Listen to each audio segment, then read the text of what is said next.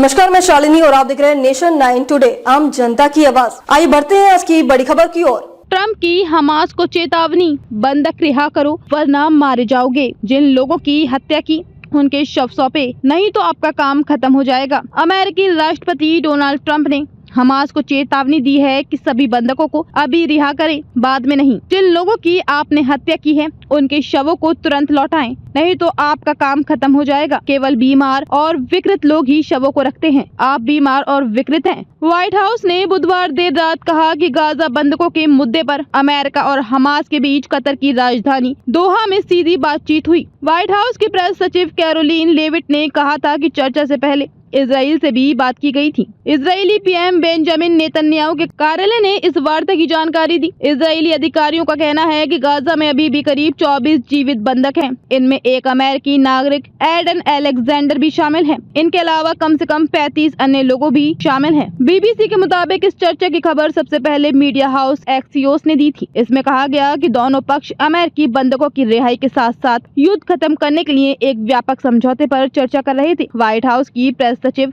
Levitt ने कहा कि बंधकों के लिए विशेष दूत एडम बोहलर का काम अमेरिकी लोगों के लिए सही काम करने का एक अच्छा प्रयास था। 1997 में अमेरिका ने हमास को विदेशी आतंकवादी संगठन घोषित किया था।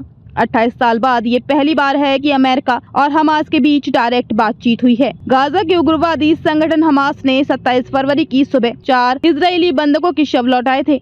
उसने ये शव को रेड क्रॉस को सौंपे थे। इसके बदले में इजरायली 600 से ज्यादा फिलिस्तीनी कैदियों को रिहा कर रहा है। इनमें से 97 रिहा किए जा चुके हैं। हमास ने जिन बंधकों के शव लौटाए हैं उनके नाम तिसाची इदान 49 वर्षीय, शिलोमो मंतजूर 85 वर्षीय, इत्जाक एलगारात 68 वर्षीय और ओहद यहलोमी 49 वर्षीय है। इजराइल हमास के बीच 19 जनवरी से लागू हुए सीज फायर के पहले फेज में बंधकों की आखिरी रिहाई थी। दरअसल हमास इजराइल के बीच सीज फायर का पहला फेज का 1 मार्च को खत्म हुआ। पहले फेज में हमास ने 33 बंधक छोड़े। इनमें 8 शव थे। वहीं इजराइल 2000 से फिलिस्तीनी कैदियों को रिहा कर रहा है, लेकिन दोनों के बीच सीज फायर के दूसरे फेज पर अभी तक बातचीत शुरू नहीं हुई है।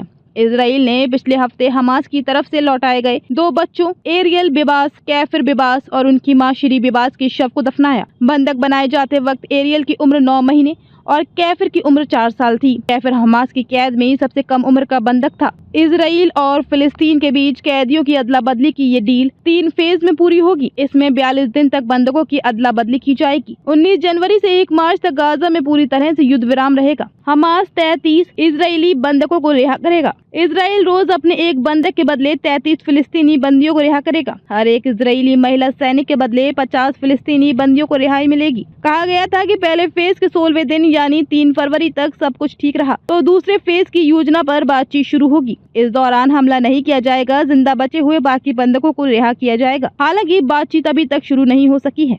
खबरों में अब तक के लिए बस इतना ही। फिर होगी आपसे मुलाकात। तब तक नमस्कार और देखते रहिए नेशन 9 टुडे। ऐसे ही लेटेस्ट अपडेट पाने के लिए हमारे चैनल को सब्सक्राइब करें और तुरंत नोटिफिकेशन पाने के लिए बेल आइकन प्रेस करना न भूलें। यदि आप हमें फेसबुक या इंस्टाग्राम के माध्यम से देख रहे हैं तो हमारे पेज को फॉलो जरूर करें। धन्यवाद।